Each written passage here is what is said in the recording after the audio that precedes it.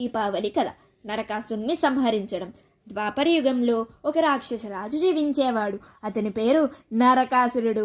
అతను తన శక్తితో దేవతలను మానవులను భయపెట్టేవాడు. ప్రజలందరి నుండి ఆస్తులు దోచేవాడు. స్త్రీలను చెరసాలలో బంధించేవాడు. అతని రాజ్యంలో చీకటి భయం మాత్రమే ఉండేది. దేవతల పాతతో శ్రీకృష్ణుని దగ్గరికి వెళ్ళి, ప్రభు, నరకాసుని కుట్రను ఆపగలిగేది మీరు మాత్రమే అని అన్నారు. అప్పుడు భగవంతుడైన శ్రీకృష్ణుడు తమ భార్య సత్యభామతో కలిసి యుద్ధానికి బయలుదేరారు. ఆ యుద్ధం భయంకరంగా సాగింది. పిడుగుల వానలా బాణాలు విరుచుకుపడ్డాయి.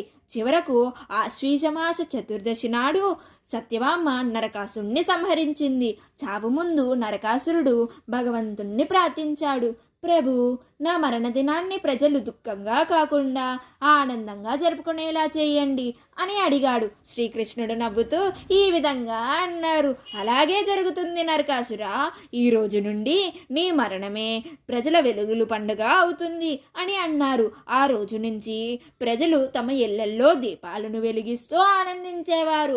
అదే రోజు నరక చతుర్దశి అని, దీపావళి పండుగకు మొదటి రోజు అని అంటున్నాం. ఇప్పటి వరకు ప్రతి సంవత్సరం మనం దీపాలను వెలిగిస్తూ చీకటిపై వెలుగు, చెడుపై మంచితనం విజయం సాధించిన రోజుగా దీపావళిని జరుపుకుంటున్నాం.